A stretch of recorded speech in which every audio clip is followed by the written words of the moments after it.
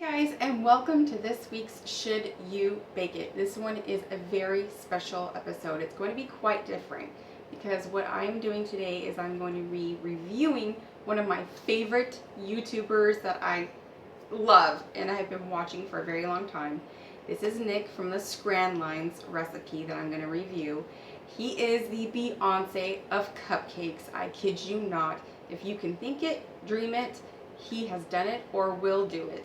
He is a pure genius when it comes to all things cupcake.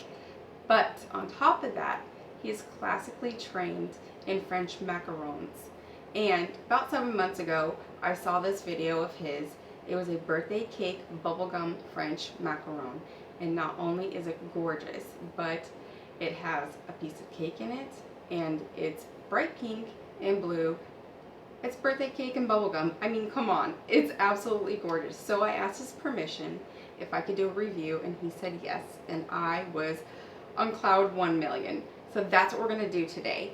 So there are a lot of steps to making French macarons, and everyone has their own individual, but he is classically trained. So what I'm going to do is we're going to go through each step, but I will leave all of the ingredients. I will leave a link to his channel, to his YouTube channel, to his Facebook page, and most importantly to thescranline.com, where you can find a list of everything, because you will need a scale and you will need all of his specifics. So, but we will go through each, and then you can go to his channel or his.com and you can get all of the details. So what we're going to start with is the very first step is I have food processed my almond meal and my powdered sugar and brought it to very fine consistency, which you're supposed to. If you don't have a food processor, you can sift it. And then we're going to put our first lot of egg whites, because there are 2 that you will need in this recipe. We're going to put the first part of our egg whites into our almond meal or almond flour, in with both of that and our powdered sugar. And then we're going to give that a mix. Now, like he says, it's going to look like it's not going to come together to form the paste, but it will. So you just got to give it time and mix thoroughly. So we'll come back when this is all mixed and we'll move on to the next step. So this is what it looks like after it's been all mixed together. So once it reaches this stage, cover it with plastic wrap and we're going to set it aside. Then we're going to start on our sugar water mixture. So we're just going to pour in all of our sugar into a small saucepan. Get all the sugar out. Likes to stay on the lip of that. Pour in our water. And we're going to turn it on medium-high. And we're going to give that a little bit of a stir at the beginning to get it incorporated. And then we're going to bring that to a boil, and when it reaches 115 degrees on our candy thermometer, and I have 2, you can use either one. When it reaches 115, then we're going to come over to our stand mixer fitted with the whisk attachment, and we're going to plop in our second lot of egg whites and get those mixing. And then we'll be back. Okay, so we've reached 115 on the thermometer, and we are boiling away. So now I'm going to go ahead and start whipping my egg whites. Start that on slow, and then we'll bump it up to medium. And then when it hits 118, we'll pull it off and slowly pour it in. And we'll go. Now we just slowly drizzle the very hot syrup.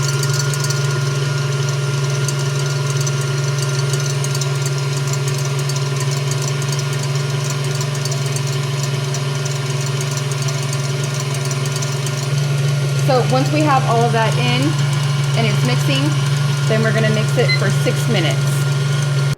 So after the 6 minutes, I went ahead and added maybe a 1/4 teaspoon of vanilla, and I ended up adding approximately about 15 squirts of the pink food dye to achieve this beautiful pink bubblegum color, and mix that in really well. And you want to reach stiff peaks with your meringue, really stiff peaks, and I'll show you what I mean. And like Nick says, if you can, well, stiff peaks. So if you can pull your bowl and shake it, nothing comes out, you got stiff peaks. So at this point, you're good to go. You want to stop, and then you also want to obviously scrape out your mixer and then your bowl. And then we will head over to our other bowl that's been standing by, and we'll mix them together for the macronage stage. Okay, so at first, we're just going to take one spatula full and put it into our paste mixture with our almond meal and our first lot of eggs that we made. And then we're going to mix that together.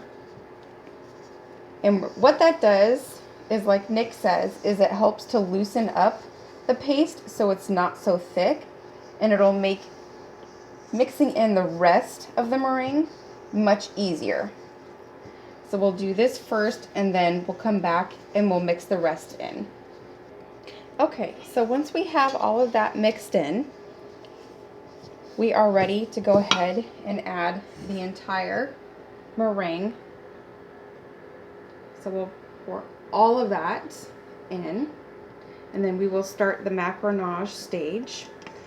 And like Nick says, this is where most people tend to go wrong. And I can tell you 100% that that is true. And also that the French macarons are my arch nemesis. And through my baking career, I have made numerous things, and the French macaron is one that I have never been able to achieve. I have tried many different ways. I have watched many different videos, and they have all failed, from cracks to never achieving feet to deflation to bubbles, you name it. I have done it and failed, and I was very nervous to try this. Number one, because I adore Nick, and number two, he's classically trained. And when I saw his technique for the French macarons, I was overwhelmed with the technique. It was just beautiful, and I wanted to try it and see how it came. So I am a little nervous, if you haven't gotten that, but I'm just excited to try this because they're adorable, and I wanted to try his technique. So we have all of this in, and his technique, classically trained, he says, is around and through the middle and up the bowl. Around and through the bowl. Nick, I hope I'm doing this right and doing you justice. This is beautiful, I will tell you that. And he says, you know, he doesn't count, which I know a lot of people have done, and I've tried as well.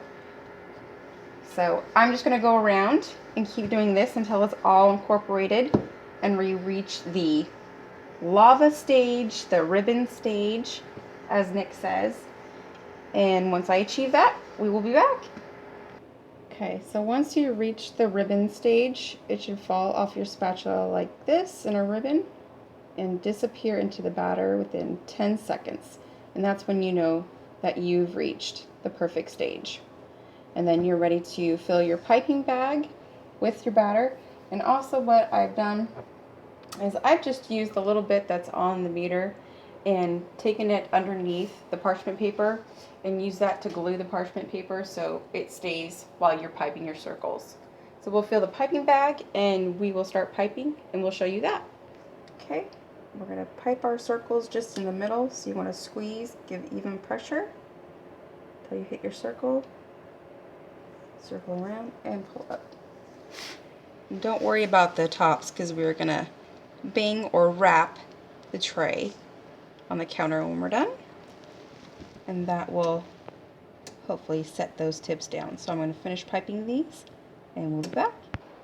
Okay, so after you've piped them, the next step you want to do is you want to wrap them down, and what that will do is that will get out any air bubbles and soften those tips that we've created. So you see some air bubbles coming out right there. So we're just going to drop it. And then we get to sprinkle our sprinkles on top. We want to do that while they're still tacky on top too. So make them absolutely beautiful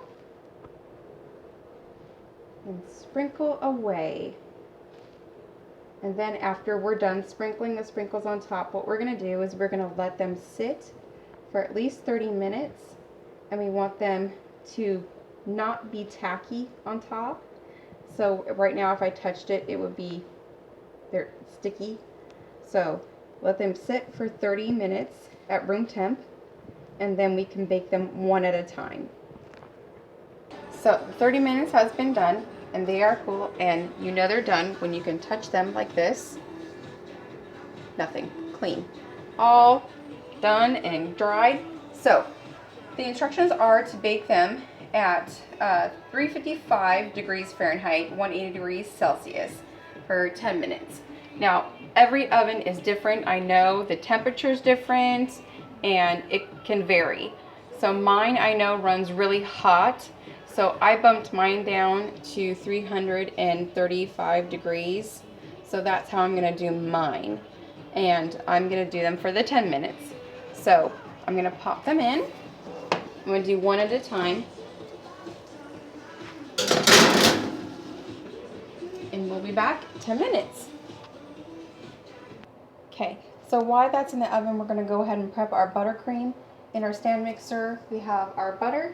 And like I said, you can go onto Nick's YouTube, or you can go onto the scranline.com, and I will leave the links down below for you for his fluffy vanilla buttercream recipe.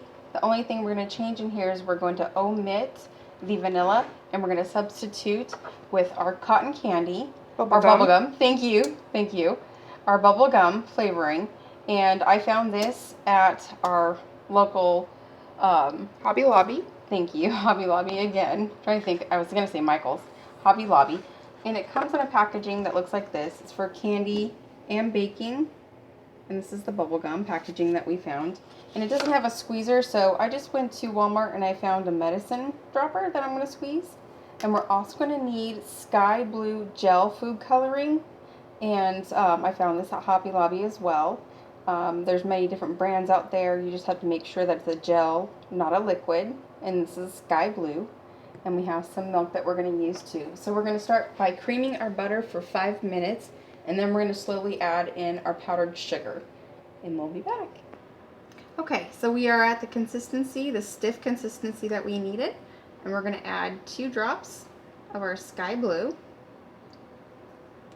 And I've got my little squirter filled with our bubble gum, and we're gonna go with about 5 drops to start with. We're gonna go ahead and mix that and see how it looks.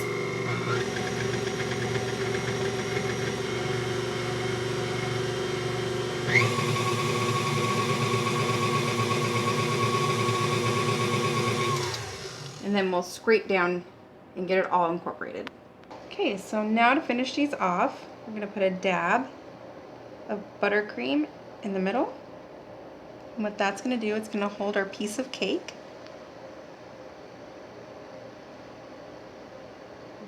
Dab each one. And then we're going to grab our cake pieces. And we're going to stick them right in the middle, right where we put that buttercream.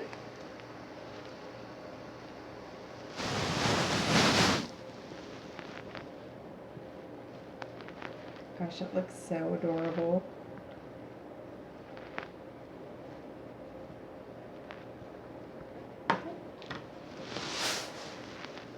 And what we're going to do is we're just going to pipe little globs. And I'm using a small French tip to go all the way around.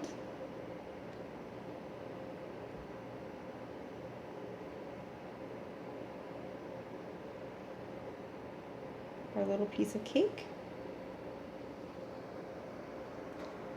And the last part to finish them off is just to sandwich it with the top. Oh, you know what I did forget? I forgot to hold that sandwich piece in top. is he puts a little extra dab on top to hold the top shell. So I'll do it again the right way. So we dab little dabs around the cake.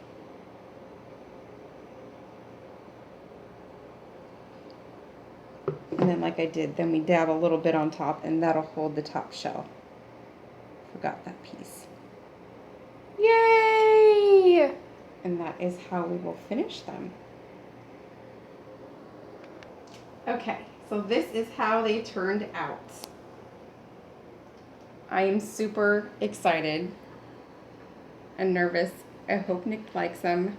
These are your birthday cake bubblegum French macarons per Nick from the Scran line. So like I said, I will leave his sites down below for his YouTube, thescranline.com, and he's also on Facebook. And you will have all of the list of ingredients, measurements, quantities, everything that you'll need to make these yourself. I think they are incredible. They work perfectly for any birthday, anything really. You can mix up the colors, the flavors, and the piece of cake inside is just absolutely amazing. He used a pound cake from the store. I just used a French vanilla cake recipe, and I mixed it up through 3 bowls and colored it with the same dyes that we used for the tops and for the batter, for the buttercream.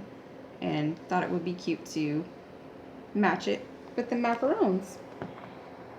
So thank you guys so much for this very, very special episode of Should You Make It? And absolutely you should make it, because these are my arch nemesis to make, and they turned out pretty darn amazing, I must say myself. So I'm so excited.